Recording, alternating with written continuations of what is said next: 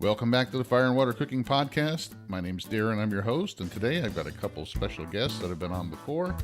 Welcome back Lloyd Cupiccia and Kevin Liddell, and we're going to talk about sous vide experiments, some that we've done, some that we're going to do. I'll be right back with Lloyd and Kevin.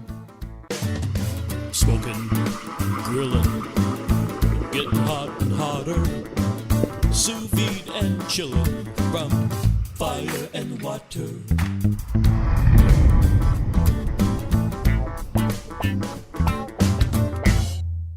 Hey all, I want to introduce you to a company I just started working with, Fresh Jack's Organic Spices out of Jacksonville, Florida. They're a small, family-run company that's fast-growing. I've tried a bunch of their different seasoning blends and spices, and I can tell you they are all fresh, all organic. None of them contain artificial flavors or sweeteners. None of them have anti-caking agents or preservatives. They all taste like they were just made for you yesterday. Check them out, guys. They're on Amazon in the link below. They have different sample packs, different blends. Like I said, they also have the individual seasonings and spices as well. Fresh Jack's Organic Spices. Check them out, guys. I love them. Welcome back to the Fire and Water Cooking Podcast. I'm Darren. I'm your host. Today, I got a couple of great guests that have been on before, but always welcome them back. I have Kevin Liddell and I have Lloyd Cupiccia, the Kosher Dosher. Kevin has his own Facebook group for sous vide food and fun on Facebook, and has studied sous vide extensively. And Lloyd is the Kosher Dosher, has his own actual food blog, and is a moderator for several sous vide Facebook groups as well. Welcome, guys. Welcome. Hey. Thanks for having us. Hey, Darren. Hey, guys. Whoever's watching. All right, let's start with you, Lloyd. Just give us a brief history of who you are, where you're from, what you do. Not too extensive, and then we'll go to Kevin. Lloyd Cupiccia, born, raised in New York City, air traffic controller for 35 years. Always been a foodie since I'm a kid. Started sous vide 2008, 2009. Been cooking ever since. That's about it. That's it? What else do you want? I lift weights. I eat what I cook. That's right. That's what I want to know. Bigger. Protein makes me bigger. You're living in Washington State now, correct? Living in Washington State. That's where my job took me after I got out of the Navy after 5 years. Gotcha. So, yeah. All right, Kevin. Let's hear about you. Where are you from? What do you do? I'm from northern central Pennsylvania. I've been cooking professionally for 25 plus years. More recently, I've been more into the sous vide stuff, and I'm kind of looking to find a way to teach the method and introduce restaurants and catering companies to the method and how to utilize it and teach the safety aspects and proper techniques and develop recipes and help them out with their menus and that sort of thing. Yeah, so we're all pretty much big sous vide junkies, and we follow a lot of different sous vide cooks and authors, and we all kind of do our own thing. I like to mix sous vide and barbecue. You guys are also in my group as well, and you guys we all kind of do the same thing. We like to play around and experiment with stuff. So this is kind of the episode I want to talk about a lot of these experiments and why we do them, and how sous vide is not just a kitchen gadget. It's a complete method that has so much more depth than just cooking a great steak or cooking chicken breast or pork, to the perfect temperature. I mean, there's so much more that sous vide can do and what it does that I want to kind of, talk about that and have people understand what they can actually do with sous vide. So Lloyd, you have the blog, the Kosher Dosher, and I'm going to pull it up here on the screen so people can see it and just kind of see some of the experiments that you do. And just kind of, this is a list from your blog of all these different experiments that you've done. Warm aging, we've talked about that in the past, where you can use sous vide to cook something at a lower temperature and then for a couple hours and then turn the temperature up, and it gives it that faux aging flavor to it. Some other things that you've done recently, and I want to talk about, is the time and temp. Oh yeah, that was a lot of fun.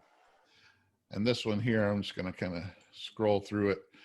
Lloyd does a lot of intense blogging about his experiments. He keeps a lot of data and throws it up there. So there's always, when you look at any of his experiments, you're going to get pretty much everything that you want to know about the experience. So what he did and how he got to the conclusion. So I'm just going to kind of scroll through so people can kind of see. You always have some of the other resources that you've consulted, like, Baldwin's pasteurization tables and things like that, and other authors and other books and things like that you can reference so that people can understand that it's not something you made up.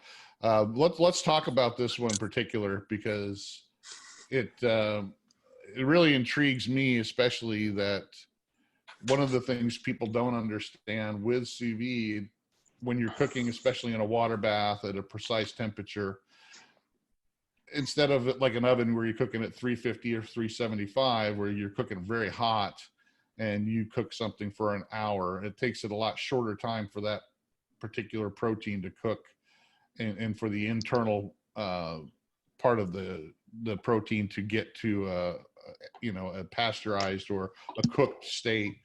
With sous vide, especially when you're cooking a bigger piece of meat like a roast or a whole chicken or things like that, one of the things people I don't think understand is that you have to account for that time. Let's talk about that experiment. What made you do this experiment, and what did you find out when you started it? Well, what prompted me, like many other experiments, is people on the Facebook groups arguing. And Russell Wong actually brought me into the conversation.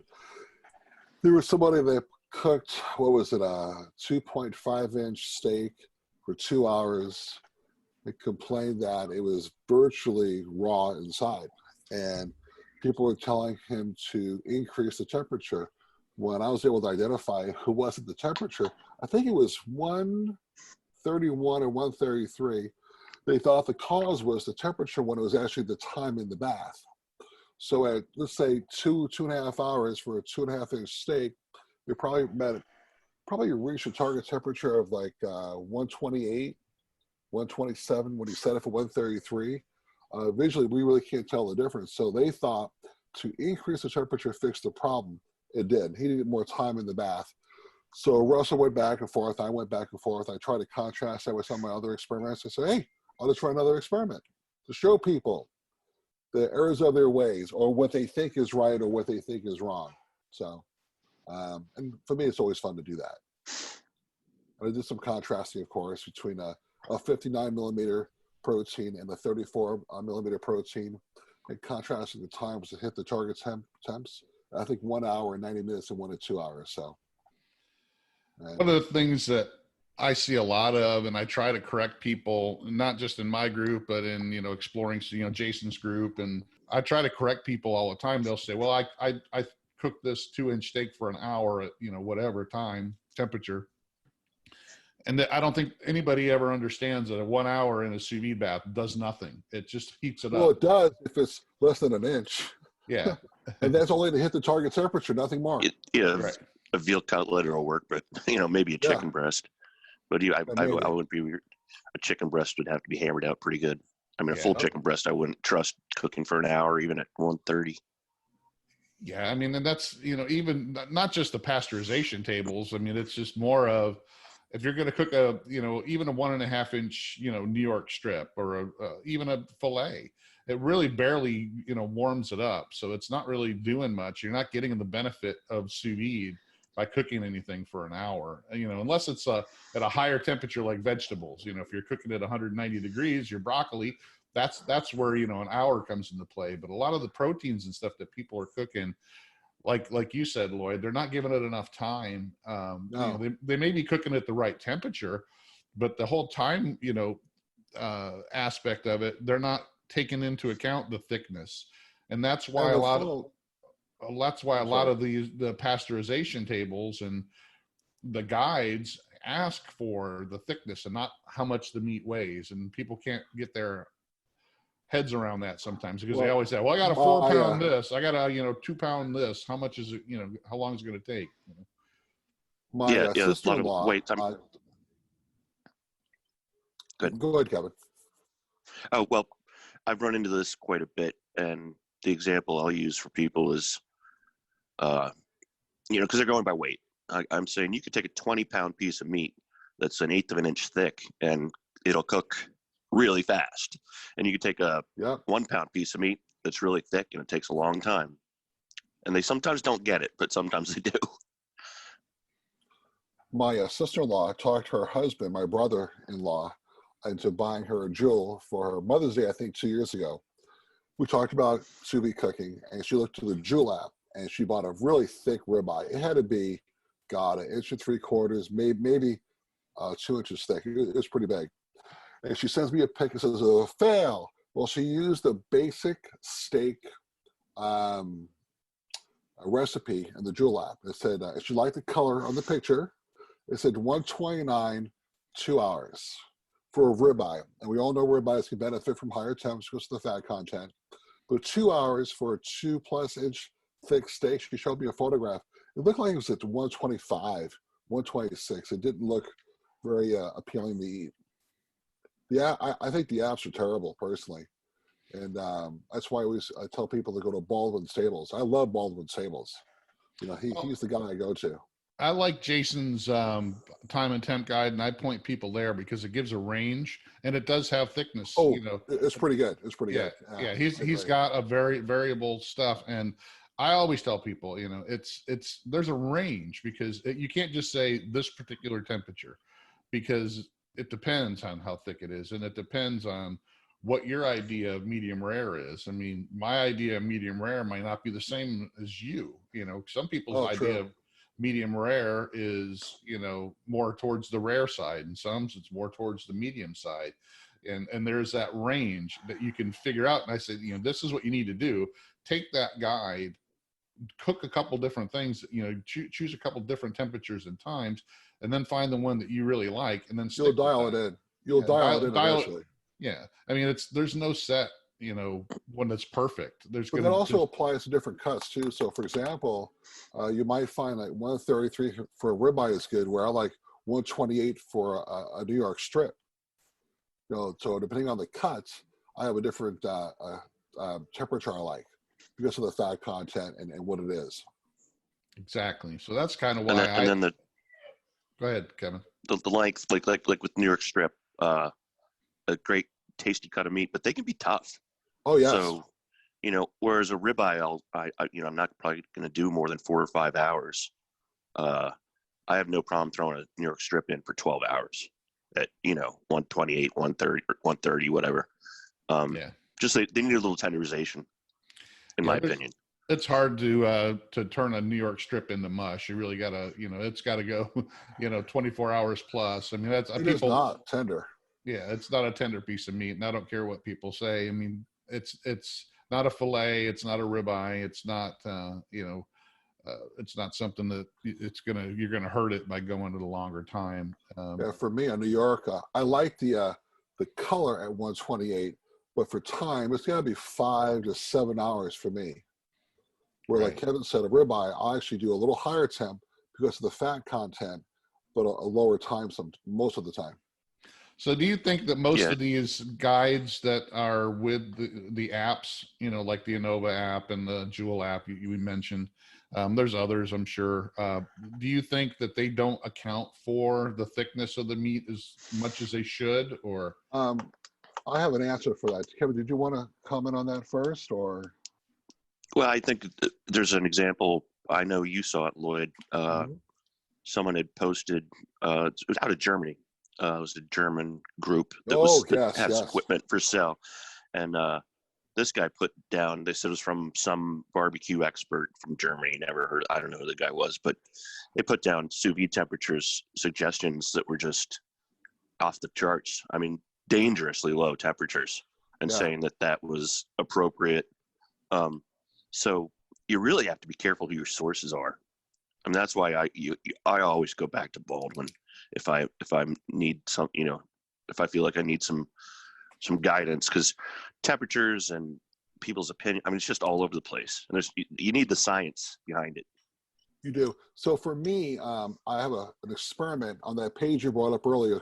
It's called The Tale of Three Ribeyes. And in there, I talk about those three ribeyes, and I actually use Baldwin's tables. I believe I use the PolyScience app, which is based on Baldwin's numbers a little bit. I'll explain that in a second. And I contrast that with my Sous Vide probes and see which one came in closer. The Tale of Three, yep, that's it, Tale of Three Ribeyes. And in there, if you scroll up, I talk about the different sizes, 42, 66, and I think 79 or whatever it was. And if you go to, keep going. So you always got a lot of stuff I got to read. Oh yeah. So for example, if you look, this is the first ribeye I did, right? This is the 42.07 millimeter. I contrast that with Baldwin's numbers, the Sous Vide toolbox, which is made by PolyScience, and what my Sous Vide probes actually produce. You scroll up a little bit, and I talk about if you actually use the Baldwin's tables were the best, by the way, as far as contrasting those with mine. If you go to the toolbox here, at 42 at 134, I contrast that time with mine. And then it gives you the ability to increase the core temperature by 0.5 degrees. And I put that time there. What really happens is, if you scroll up now, as the protein gets thicker, the app is way off. I mean, it's completely off. I will not use an app. Now, I have it on, I won't mention my source, but PolyScience app, the Joule app, they're based on Baldwin's logarithms and math, but how do I put this in a nice way? The person that built the app didn't actually use his numbers per se. They changed some of his percentages. So they are really, really off. You go to the last ribeye, let's go to the third ribeye. You go to the very, very bottom. I think I made a comment about how long it's suggested for pasteurization. Keep going. Let's see, stop. The pasteurization actually took place, God, I got so much crap there, oh my God. You guys will just have to read it. But basically, in this particular experiment, I contrast the apps with actual data. And Baldwin's numbers were much, much closer to mine, where the apps were off as much as 40 or 50%.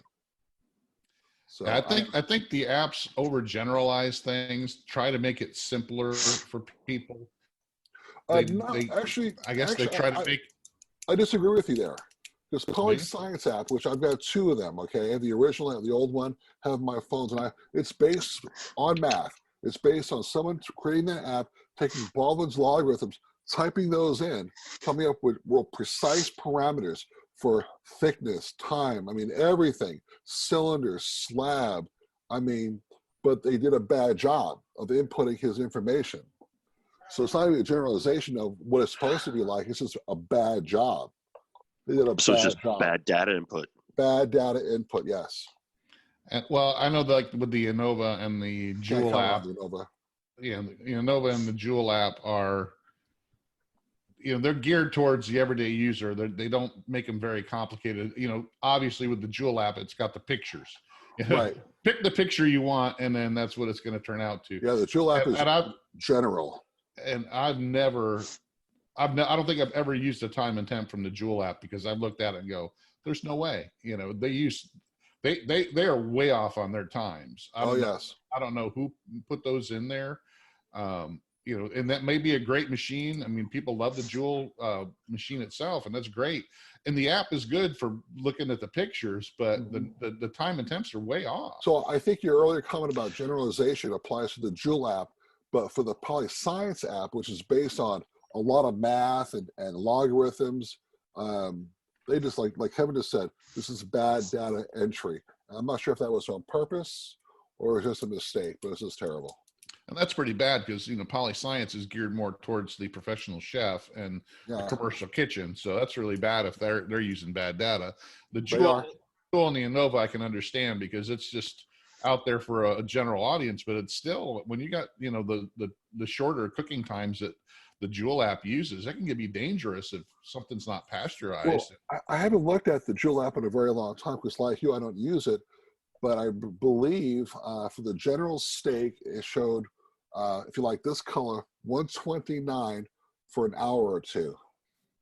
Yeah, they got short times. Yeah, they got short times. Not even accounting. Yeah, for the thickness. I mean, that's crazy. Right. Well, we ran into that. The three of us, we talked about it a bit. There was someone who had posted a experiment. They were comparing a steak that's pan-seared and one that was cooked sous vide and then seared. But if you watch the video, we watched the video. They were both quite thick, very thick steaks, and he liked his steaks really rare. So he was cooking at 120 degrees for 2 hours, and I'll bet. I mean, just guessing, like Lloyd and I discussed, that steak never reached 120 degrees. Right. So he was comparing apples and oranges. He was comparing apples and oranges, basically. Well, and he concluded that he doesn't like sous vide steak. And then what he did after that, he put it in an ice bath for a good 20 minutes after, while the other steak was sat there at room temperature for the same amount of time. So he had a one steak that was at room temperature for almost 45 minutes the whole time. The sous vide steak, which he barely got up, like you said, it probably didn't get to 120 at all because it was too thick and it didn't have enough time. And then he stuck it in an ice bath. You know, so I called him out. I called him out on his Facebook, on his YouTube page. I said, "You're a professional. Besides your method being poor, it sounds like intentional sabotage. I mean, no one could be that, trying to be polite, dumb. Sorry. I mean, it's." Well, he just didn't understand. He just doesn't understand the procedure. Really, though? He doesn't. Yeah, I think he truly just doesn't understand it. Wow. I mean, because you and I, all three of us, we've read stuff, we've studied stuff. We realize that this is there's the science behind it. Dictates that, you know, if you look at a steak that thick at 120 degrees, 2 hours isn't going to cut it. You're gonna have to do 4 to get it to 100, you know, the full 120 throughout. And I truly believe he just didn't understand that was the case. Well, another thing you said though was he put it in the ice bath for it to stop cooking, so it didn't overcook. Yeah. If you're cooking at a precise temperature, it's not going to overcook. It's not going to keep cooking or go over that temperature because he did. But he took it a little far. So everyone talks about chilling, you know, often chilling the piece of meat before you sear it, so you don't raise the temperature above your target temperature, and also to keep that nice red, you know, edge to edge, you know, no gray band and all that stuff. And I think he just sort of didn't understand that either, and took it a little far. So by the time you got that, I mean, I'd have to look it up how long. Lloyd could probably tell you. He's done experiments with the cooling stuff down. I actually have a post on that, by the way. It's in there. I think it says you look at it right now, and I have the actual. Sorry, I actually have the temperature probe right there on the screen. It's called to shock or not shock, I think, on the experiments. But yes, what Kevin just said is to mitigate overcooking or taking it beyond the optimum target temperature, basically. And Kevin could talk about step-down cooling process too, which is a little different, but and I understand that, you know, that you don't want it to overcook during the sear, but what he was getting at during the video was that he was trying to stop the cooking process that was going on the sous vide side, which and that's kind of what he was getting. That was what he was getting at, is he was stopping the cooking process, you know, from going any higher, which you really didn't need to do that. If you wanted to cool it so you could have more time to sear, that's great. But what he ended up doing was making that sous vide steak super cold, Right. a lot colder than the other one. Not understanding the And concept. the other one was, and the other one wasn't cooked, I mean, it wasn't cooked where it should have been in the first People place. that sous vide all the time, you tell someone you're putting it in an ice bath or setting on the counter, we know right away we're just trying to drop the temperature down a few degrees so we don't overcook it. He's actually trying to stop the cooking. Right. There's no stopping. Right. So getting back to the thickness of like I just did a video. I got this new thing called the meat stick, and what interested me in it, I looked at the meter. There's some other ones on the market that it's a wireless thermometer that's just a probe itself, and it's got Bluetooth, and this one in particular has Wi-Fi, and you can actually put it in the meat. And this one, and the one I just got, is waterproof and deep fryer proof. Believe it or not, you could stick it in a deep fryer. But I used it. That's amazing. To actually put in the sous vide, and I did a big roast, and I said, well, let me stick it in here and see if it works.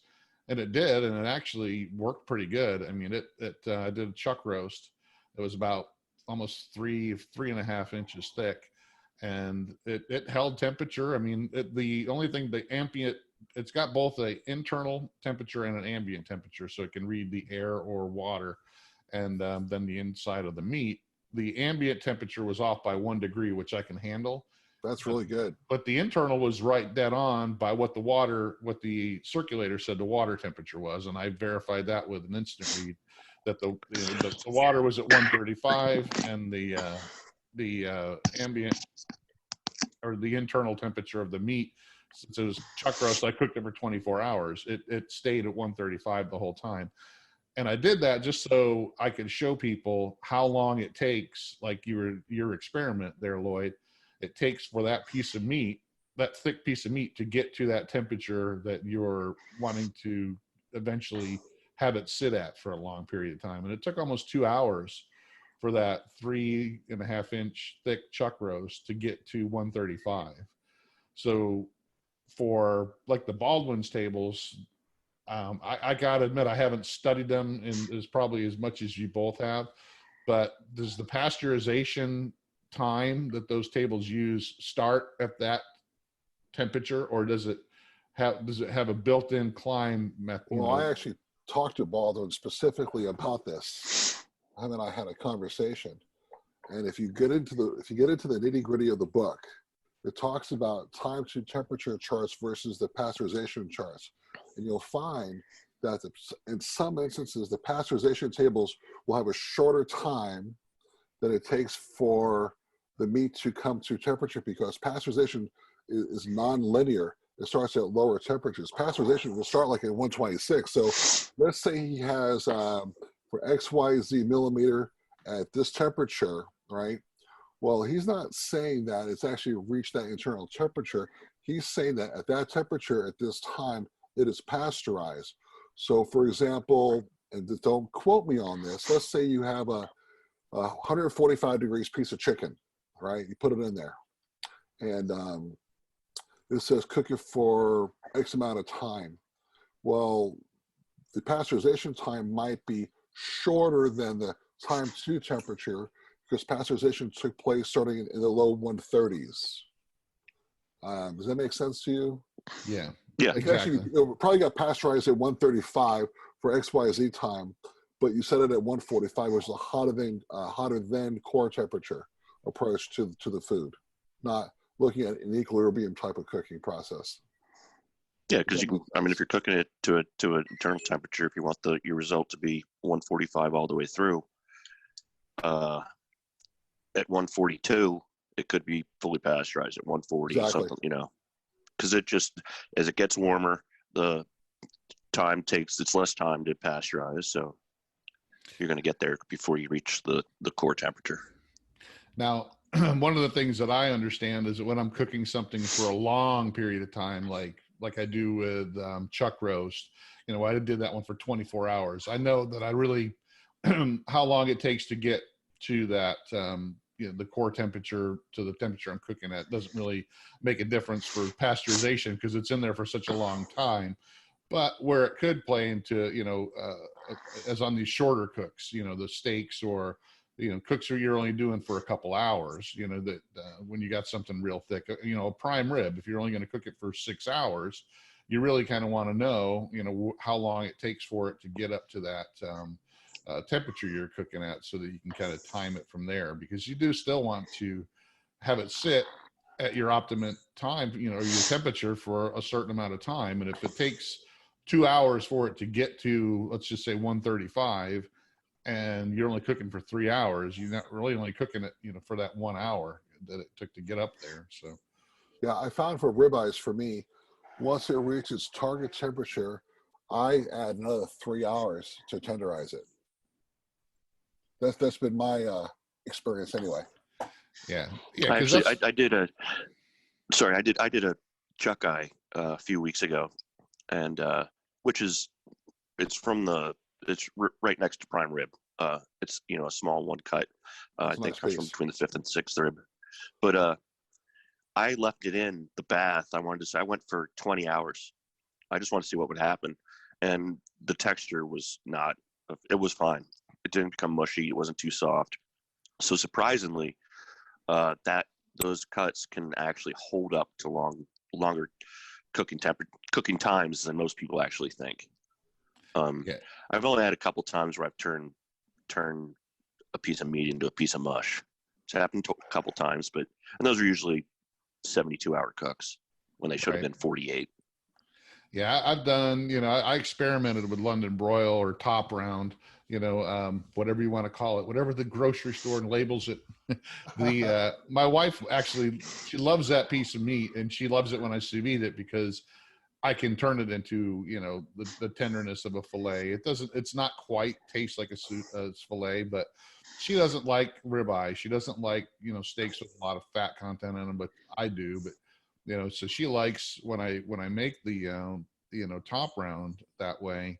And I've experimented like you, Kevin. I've played around with, I just do this with everything I cook sous vide, because I know there's such a big range that I try to dial in where everybody likes that, particular. My wife doesn't particularly care for medium rare or rare, so she likes more medium well. So I try to hit that. Well, that's one thing you can do with sous vide, is you can kind of hit it to where You're still married. Wow. But I can get it to where I'm happy with it and she's happy with it. So I can kind of get it to like close to, just above medium, but not quite medium well, where she's happy with it and she can eat it. And then I can go, well, it's not. What are you doing? 140, 145? What are you doing? 140, 145? Usually I do it like 139 to 140, and then she's happy with it and I'm happy with it. And how long are you going for? Well, now I go 24 to 36 hours max. Really? Wow. So, yeah, because I can get it to, I don't want it full, that quite fillet. I want it to kind of be like in between, a fillet and a strip steak. So, I mean, it turns out pretty good. I mean, it kind of took me a while to dial it. I did, turn one to mush once when I went out to, over 48 hours. And so I've turned some stuff into mush, but that's one of the things I love about sous vide, is there is such a wide range of time and temp that you can play around with it and just nail it down to where, you can make it to what you like. So. And like you said, you're using top round. I have a lot of fun with eye round, because that is one of the toughest pieces of meat you're going to find. And when I tell people it's eye, like when I tell them, here, try this, and then tell me what cut it is, they never guess it's eye round, because I've actually made it quite tender, and it makes great sandwich meat, and it's cheap as dirt. It's one of the cheapest meats you can buy. Yeah, I just did one of those not too long ago. I made a big roast beef out of it, and I sous vide. I think I did it for 36 hours at like 134, and then stuck it in the refrigerator, let it cool down, for a couple days, and then sliced it up. Man, it makes the best roast beef. It does make super tender too. So I'll do the eye round like you guys. If I'm using a knife, I'll go 36 hours. If I'm using my Burkle slicer, 24 hours. Because I'm cutting on the Burkle, it's just tiny, tiny, tiny slices. But back to time to temperature and thickness, and Kevin I've talked to, I got to adjust my chair here.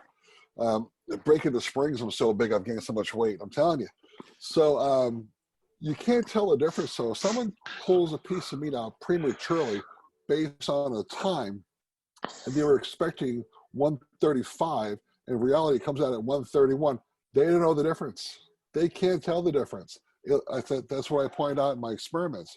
The eye cannot tell the difference between 131 and 135. And that's one of the things that I don't like about the Jewel app, believe it or not, because it does have those pictures and it can fool people into thinking that, okay, so it's going to look like this when it comes out. And so that's what I want. When, like you said, that could have been, you don't know that picture was actually what that was. So. Would you do me a favor, since you're right there, bring in my experiment, the last one, and look at the eye of round. Take a look at the eye of round. So your audience can see that. Lloyd and I discussed his latest experiment, the perception of doneness test he did. And he actually quizzed me before he posted it. And I think I got 23% right, something in the mid-20s. You scored 27%. 27%, I'm guessing, which I thought was actually pretty good. Pretty good. It was hard. So scroll down a little bit. Scroll down. Look, number 10. Look at number 11. That's the eye of round at 128 degrees. Okay, that's the eye of round. And how long?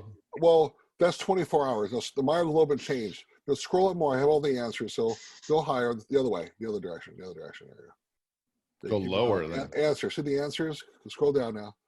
Click on that image right there. Right there with the answers. It says answers. Click on that. Click here to enlarge photo. Just click on the actual photograph. There we go. So the eye around was 128. If you look at the color, how pale it is, but look at the teres major, 131. It looks very, very rare. Very, very rare. Yeah, because every animal and most of the muscles have different myoglobin contents. Yep. So sometimes you can do two of the same cuts of meat from two different animals at the same temperature, and the appearance of doneness is different. Oh, yes. I mean, if you look at, for example, upper left-hand corner, the ribeye, 133, that was prime. Much, there's a 5-degree temperature difference between the eye of round and the ribeye up in the corner, but the eye of round looks much paler. Look at the New York, same temperature off to number 9. Well, and what's the difference between the ribeye in the top left corner and then the one right underneath it when it's the same temperature? Quality. Yeah. So the number two is a ribeye. Okay, that is choice cut. Number 5 is also choice, where the ribeye number 4, number 1, that's prime. Look at number 4. That came from crowded cow. That was crowd cow. Thank you. Crowded cow. Oh my gosh, crowd cow. That's a nice, really 2 1/4 inch prime piece of meat there, 133, and that was amazing. Look at number 8, right? That looks almost dry and I mean, it doesn't look that great. That didn't taste that good either. That one. That was 133. Was that a choice? That was choice. Was it number 8 at choice? Okay. Choice. Yeah. Number 8's choice, 2 is choice, 5 is choice. Where number 3 is a tri-tip. Okay, that was a prime tri-tip, 133. And you cut it with the grain. That really ticks me off. No, you're wrong. That was the first cut. I cut it in half. All the subsequent slices after that were against the grain. They were flawless. Gotcha. Well, in the post, I tried to do that. That what that really tells me, and then what a lot of people don't understand, you know, we get this in the groups all the time, is that the quality of the meat has a big, probably a much bigger influence on how it turns out than just the time and temp. Because I get people all the time, they'll say, well, I tried it, 131 for 3 hours and it was garbage. I hated it. And they won't understand that you probably got a select or a no roll, if it's that bad. And it can, sous vide can do a lot of things. and it can make a cheaper cut or a lower quality cut better, but it's not a miracle working thing. It can't take something that's a piece of crap piece of meat and turn it into still a wagyu. It can make it better and more palatable, but it's not gonna. And that's what that chart really shows me, is that it does depend on the quality of the meat. I wrote another blog on cooking high-fat protein, specifically ribeye, and I found, at least for me, a quality ribeye at 133 is great. A ribeye of choice quality or select, which I've never bought select, but you can look at the ribeye and say, "Oh, that's a piece of crap." It's going to need like 135, 136 to break down the connective tissue. And those 3 ribeyes I showed you that were of the same, the 135 tasted better than the 131 and 133, and they were cut off the same primal, exactly 34 millimeters. The 135 was better than the 131. Yeah, I prefer taste-wise. Yeah, I prefer my ribeyes and chuck roast about the same temperature, about 134, 135. So I like. Would you attribute the taste, Lloyd? Would you attribute the taste difference to the fat being melted more? Yes, or being softer. Okay, softer. Yes, yeah. Absolutely, Kevin. Absolutely.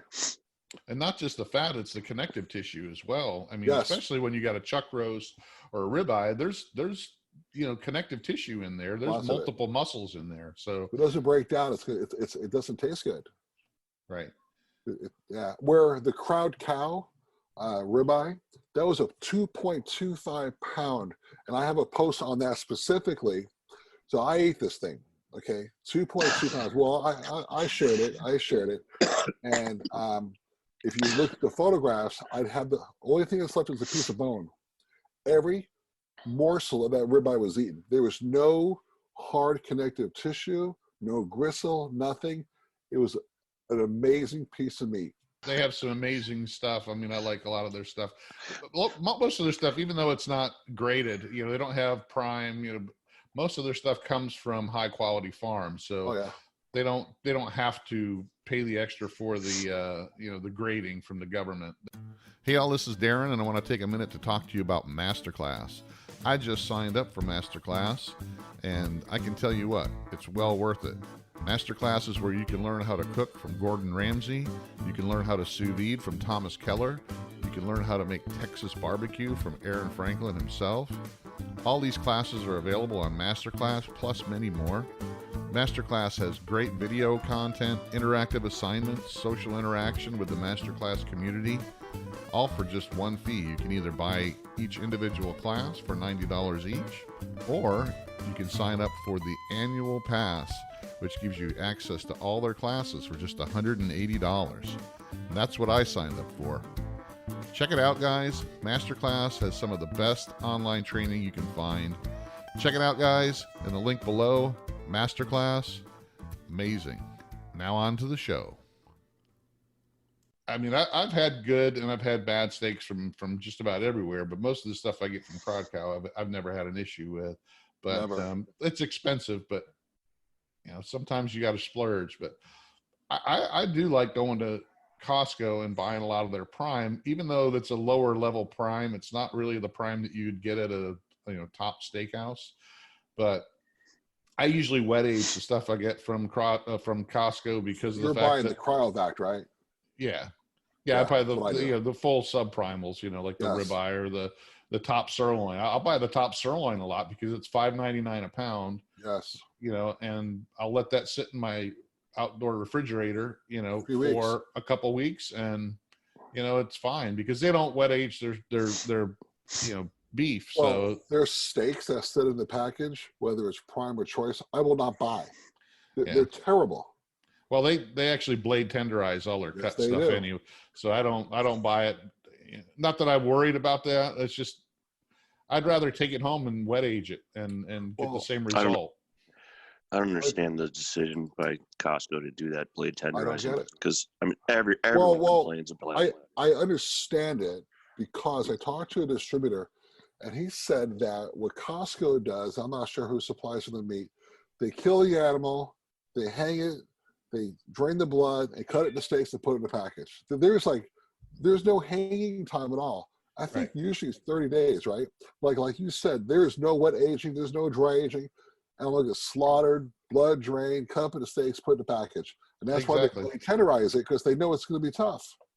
It sucks. Oh, I didn't realize they did that. Yeah. If you look at their package, it'll tell you the slaughter date on it, and it's like a week from when they put it in the store. So there's no hanging time at all. So most steaks you buy, if you go into a grocery store, probably have at least 3 weeks of wet aging under their belt. They have some time in there. I would say at least almost 3 weeks. Mm-hmm. So.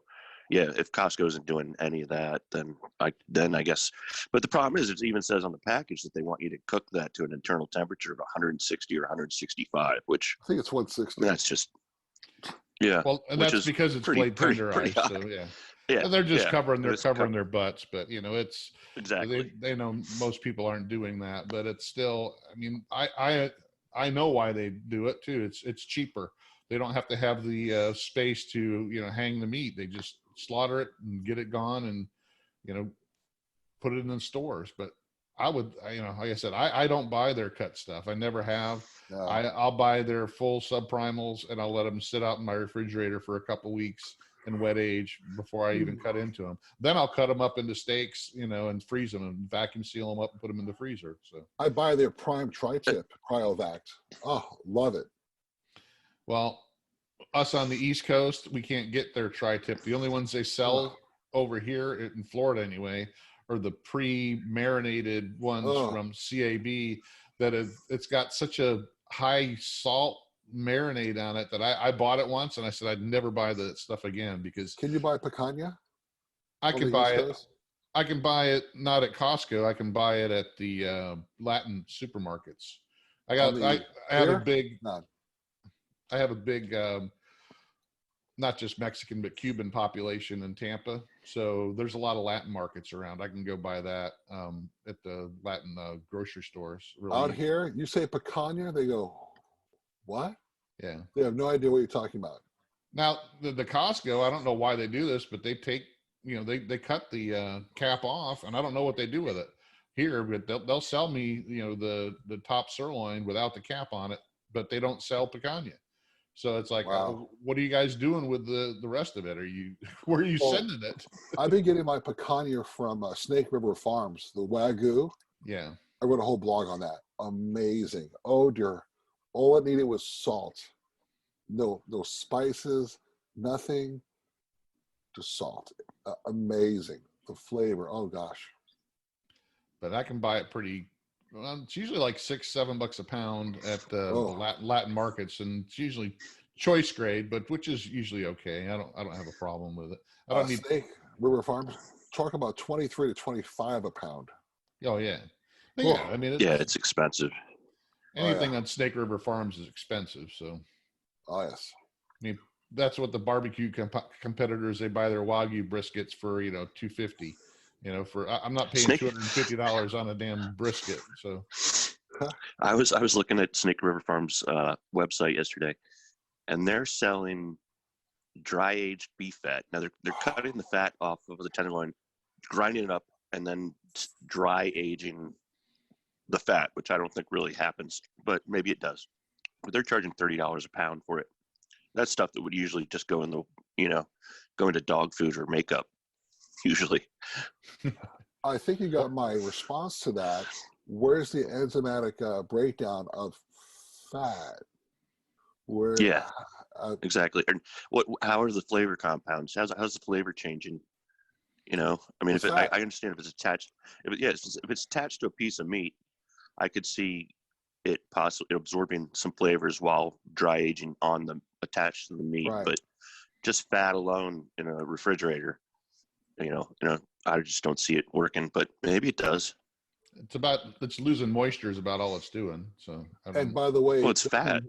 It doesn't lose that kind of moisture like people think it does. Because I cure meats, and when I cure meats, it's based on the green weight versus you want to lose 25 or 30%.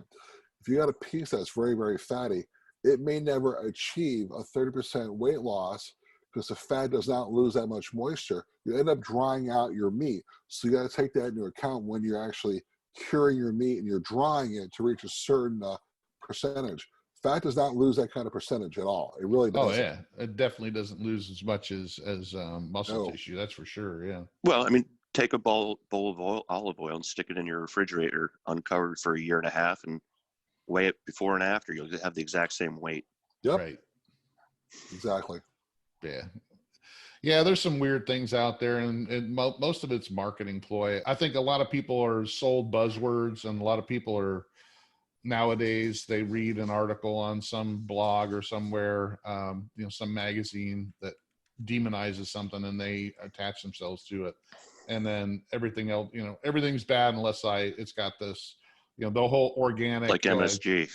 MSG, the whole organic, gluten-free. I mean, how many people now have problems with gluten that never had problems with gluten before just because Except during COVID. All the shelves are empty. Yeah. Bakers, people are baking now. And I know there's people that have problems. I know there are people that have, celiac disease, and some people that can't handle gluten. But, 10 years ago, before it became a buzzword and a panic button, we didn't have this kind of stuff. And I think a lot of it, people get that stuff caught up in their head, and then just everything's bad unless it's this now. So it's also marketing. Yeah, marketing. Approximately 1% of the U.S. population has celiac disease. Right. But when you start, and then there's people jumping on the train saying they have gluten sensitivity, which gluten sensitivity isn't.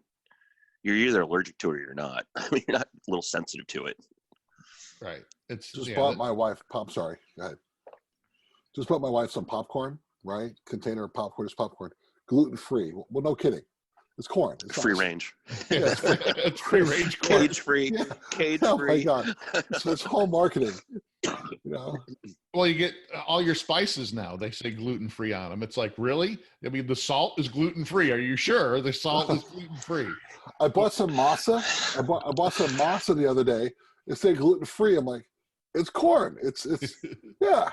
But yeah, it's just a buzzword, and people, well, we got to. It's like the whole. This coffee's hot. They got to put the warning label on the coffee cup that it's hot, so that you know that this hot coffee you just bought's hot. I mean, marketing. It's all marketing. It's making people feel good. It's remember the 80s, low fat. Yeah, everything was low fat, and oh well. All right, guys. So what else have you been experimenting on, Lloyd, or what do you got coming up that we can look forward to? Because well, I got into a discussion, and I won't fall on my sword for it, but I had a discussion with somebody about time to temperature, not only based on thickness, but in my opinion, the diameter of the food. It's my contention that if I was to take something that was, let's use a prop here. Can you guys see this? So you guys can see that. Let's say you took a 2-inch circle that was 2 inches in diameter and 2 inches thick. I believe that would come to temperature faster than, let's say, a 6-inch circle that was 2 inches thick, meaning that it cooks to the sides also, not just from top and bottom. I got into a contentious argument with somebody about that. So I'm going to go to the store. I'm going to buy 2 big-ass primal ribeyes, right? Cut off the same section. I'm going to cut out the eye. I'm going to cook that separately. Well, in the same container with 2 different probes, and cook the whole ribeye and see which one comes to temperature first. So now, what do you think that's going to prove besides the difference in the time? It proves 2 things. I'm going to win the argument, which is important to me. All right. But food does cook from the side, so you should take that into consideration. So, for example, if you got a fillet, right? Fillet is this big by this round, that will come to temperature faster, let's say, than a ribeye of the same thickness. That's where the conversation originated. I'm saying, well, that fillet, although it's the same thickness as that ribeye, the fillet will come to temperature faster because the diameter is smaller. And this person I was debating with, who was a chef, didn't believe me. And I'm like, I'll prove it to you. So I'm just going to take 2 big-ass ribeyes. I'm trying to get as thick as I can, cut the eye out, right? and sous vide that and cook the whole ribeye and see which one comes to temperature first. So, but I'm going to eat it all too. So it's a win-win. So have you done any experiments that would take different proteins, like let's say a chuck roast and a top round, and see if they come to temperature at different times? Because but I've thought about that, and Kevin and I talked about this before in the past. But thermodynamically, if you look at the protein, fat, connective tissue, the myoglobin, the type of protein, I think it makes a big difference. There's insulators in the meat. How does it heat transfer? How does it happen with the fillet versus the ribeye versus the chuck roast? Is it based on fat content, connective tissue? Yeah, obviously it's going to be. Think about a piece of fish. I mean, if you took a 1 inch that's a piece, perfect example. 1 inch thick, a 1 inch thick piece of cod and a 1 inch thick piece of beef, the cod's going to get cooked, going to be coming up to temperature faster, higher water content. And chicken as well. I mean, like, you take a chicken breast and a chicken thigh. I mean, it's, even though it's still part of a chicken, I mean, it's slightly different, one muscle is used a lot more than the other. So it's tougher. It's got that connective tissue. It's got I think you guys, in fact, you just gave me a great idea. How about taking a piece of halibut? Let's talk fish. Thank you, Kevin. Halibut's thick, right? Let's take a 1 inch piece of halibut and contrast that with, say, cod, a 1 inch piece of cod. Which will come to temperature faster? I bet the cod does over the halibut. I'm guessing. Yeah, it'd be interesting. I haven't really read anything up. I've never seen anyone do it, but I'll do it. I'm sure there's I'll do it. That'd be great. I'll do it. What the hell? Solved. Good. Why not? Yeah. Well, the whole point I'm trying to make is that there's so much more to take into consideration because sous vide is a precision cooking, method. I mean, where you're using a precise temperature for a period of time, that you got to take a lot of these things into consideration. That's why cooking a chicken breast is different than cooking a ribeye steak, because you got to take all this stuff into consideration besides just the pasteurization tables and time to temp and how long you want this, in your sous vide bath for tenderness wise. Because you can cook a chuck roast for 10 hours, you can cook it for 20 hours, you can cook it for 48 hours, and it's going to come out different every, time level. So, and also, it's a fillet, like we said before, something like a fillet that's already tender. If we cook it for 24 hours, we know it's going to turn to mush. So, what's also important to bring up is pasteurization. And what I mean by that, some people feel as though you can take a piece of meat, dump it in the water. It doesn't make a difference how long you cook for, as long as it's pasteurized, right? Well, I think you should take a piece of meat, whatever it is, and cook it to the minimum temperature. The minimum time to bring it to the point in which you like it. Don't go beyond that, because you will lose moisture. So my buddy bought a sous vide, took had to be a 3/4 inch New York steak, 24 hours, right? And it turned to mush. He goes, well, I thought I couldn't hurt it. You dried it out. There's this water in the bag. So you got to choose that temperature and time that suits your needs. Don't go beyond that. There's diminishing returns. Well, and I did that a lot when I started messing around with sous vide. I tried different times and temps, and I started out doing like a London broil or the top round and chuck roast at 48 hours or longer. And I decided that I didn't really like it at that tender. I wanted it more, at the 24 to 36 hour range at a 134. So, I mean, that's why you got to kind of experiment on your own, and instead of just going in and asking, hey, what's the time and temp on this? I tell everybody, you can try it. Here, I'm going to give you a suggestion. Try this, and then try this range. So take, for example, a fillet. Once it reached the target temperature, right? Not thinking about pasteurization, it's already a tender piece of meat. There's no benefit to go longer. A chicken breast, I've found, at 1 inch at 90 minutes, not only pasteurizes it, but it tastes great. If I took that same chicken breast and I went to 3 hours, there was no benefit to the protein or to me. it's tender, more tender, but it's actually lost some moisture. At 90 minutes, 94 minutes for a 1-inch piece, actually, if you want to be real precise. It's pasteurized. It's already tender. If I go to 3 hours, I've done nothing. So the minimum time to achieve the desired outcome, basically. Yeah, I do think it is a myth when people do say, "Oh, you can't hurt it with sous vide," because you can. There's things you can do. You can undercook it. You can overcook it. You can make it turn to mush. There's a lot of different things. Just like any cooking method, you can screw it up. I mean, it takes you a little bit, more. You gotta, but there's what I want to touch on is Kevin's experience. He just took a Korea class on HACCP. So any epiphanies there, Kevin? As far as safety goes? Yeah, what did you learn that you didn't already know? Yeah, my class, HACCP's a really interesting process and program, and it's very frustrating. For all those people that don't know what HACCP is, what is HACCP? Oh, it's hazard analysis and critical control points.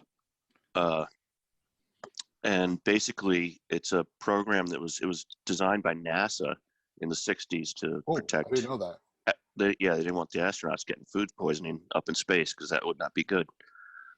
So they're the ones who developed it, and it's been pretty much the standard for industrial food production safety in this country and pretty much all over the world now. And what it is basically, you go through, you design flowcharts and identify critical control points and what the possible dangers are that could be in your food production. It's pretty much an industrial food production thing. I took it because I felt if I was going to be teaching sous vide to restaurants and caterers, most likely, I'm not sure if it's true in Pennsylvania, but I know in a lot of states, if you're cooking food sous vide to be served to the public, you need a HACCP plan. And I took the course just to be able to go in and tell people, okay, I don't know if the health inspector is going to require you to have a HACCP plan, but if you do need a HACCP plan, I can develop one for you. And it's an expensive process, and it takes quite a bit of time. And one of the biggest problems is health inspectors can come in and just look at your HACCP plan and say, no, this is wrong. You got to redo it. And they can do that over and over and over. And they don't have to necessarily give you a reason. They can just say, I don't like it. Doesn't work for me. Redo it. Will they tell you what to do? How to fix it? Not necessarily. You can ask them. It depends, how nice they are. You could ask them, well, what part don't you like? What would you change? Yeah, and maybe they'll help you. Maybe they won't. Maybe they don't like you and they don't like your restaurant and they're just not going to approve it. I was in a place in Tacoma, Washington, a real fancy beer place. Oh, amazing beer. Oh my gosh. They serve food, and the guy happened to be a chef. We started talking about sous vide, and at least 2 years ago, sous vide is not allowed in Tacoma, Washington. You cannot prepare food and serve it to the public that's been done with sous vide. Yeah. Yeah, wow. It was illegal. It was illegal in New York. New York made it illegal because they didn't understand it. And Bruno Gussot, who is the guy who, modern inventor of the sous vide process, has been trying to convince, get some national standards. They say, hey, listen, this is actually a safer cooking process than everything else is being used in these kitchens. And here's the data to prove it. And it's still not accepted. They just don't understand it. They don't want to hear it. And so they require a HACCP program. Is there a HACCP plan for sous vide? Can you open a book and say, okay, I'm going to cook sous vide in my restaurant. This is the plan I have to use.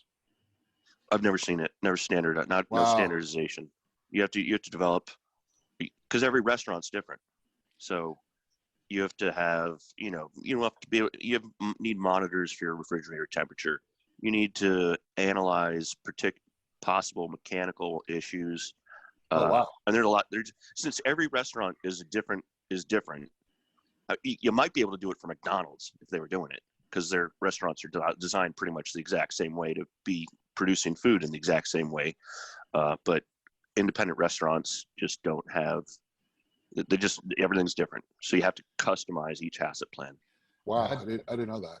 Yeah, when I when I had AJ Scheller on the podcast, we talked about that because she spends a lot of her time teaching restaurants how to develop the HACCP plans, and it does play a big part. Especially, we did talk about the New York issue that they had, a few years back, where they pretty much shut, they shut it out of all the restaurants, and they had to switch to steam ovens. So to try to get this, similar result. And a lot of it was because they didn't understand it. And, CREA had to go in and kind of, help these restaurants out and then go in and show. And she even said, even now, a lot of these health inspectors don't know what sous vide is or understand what it is and what the precise cooking, is. So. Yeah, we used some combi ovens when I took the sous vide course at CREA. Bagged up vegetables. It was all vegetables. We didn't do any proteins in the ovens. But it's interesting that they had to do that in New York because the heat conductivity of steam isn't as good as, plain water at the same, and it also limits, and I'm not sure exactly how those ovens work 100%. That's the first time I ever really worked with these, I forget what the ones they have, Rationale ovens. They're amazing ovens. I mean, absolutely amazing. And they're $30,000 a piece, but and you can do a lot of things, but we ended up doing vegetables sous vide in those ovens. It was interesting. I'd never done it that way before. Oh, wow. But it worked. Yeah. I can't wait till Novus comes out. So I'm hoping to check that thing out. So yeah, that's going to be interesting. What are they coming out with? A combi oven. Combi steam oven, like a portable, kind of like the size of your Breville, but that has a steam option. I heard something small on that. Oh, that'll be interesting. Yeah. So it'll be interesting to see. I know that Scott Hummendinger is working on that with them. So he actually is working for them now. And that's his main job is working on that steam oven. So they've got some prototypes out there. I don't think they've released it yet. They keep threatening to. So we're going to see. I actually got a survey from them the other day asking me some questions, general questions on, what I would look for in a steam oven and price points that I would be attracted to it, just kind of a general overall, what I would, compare it to that's on the market. Because there are some on the market already, and they're right around $400 or $500, but they have different options in what the Innova's coming out with. But it'll be interesting to see because, Scott Hummendinger, he knows sous vide. So he's, a great guy to be having on that. So it'll be interesting to see it. Yeah, I've looked on Amazon, found some of those countertop ones. I just don't have any experience with them. I don't know anything about them. Me either. The Innova looks pretty interesting. Yeah, it'll be interesting to see what they come up with. That's for sure. I've been using the Breville's countertop oven. It's got like 1,000 features, and oh dear, I love that thing. I use that more than my commercial oven in my house. Yeah, I have a couple friends of mine that have the same thing, and they love theirs too. But I love it. I just don't have the counter space for another. Oh, neither do I. Mine's on a cart. I have things on carts. My wife's not crazy about it, but I love this thing. Proofing bread, air fry. The other night I did 3 things at once in there. It was phenomenal. I love it. So. The one thing I don't need is another kitchen gadget right now, but that steam oven got me interested. I got a couple on my list. I still want, and I have everything. And I have just about everything. So my next is a pellet grill I'm going to buy. You and I have talked about that too. But that's not in the kitchen. So I got plenty of grills. I got another one coming soon, but I've got plenty of outdoor cooking stuff. And actually, oh yes, you do. Now I got 3 vacuum sealers. So I got to try to find space because I still have a channel vac that I like to keep around. For larger items, and then I got 2 chamber vacs now. So, all right, guys. Well, let's wrap this up. I want to thank you guys for being on. Had some great discussions. Look forward to doing some more. Check out the Kosher Dosher blog and also Sous Vide Food and Fun on Facebook for Kevin's website. Lloyd's also on there. Fire and Water Cooking Facebook page and group as well. You'll find us all on there.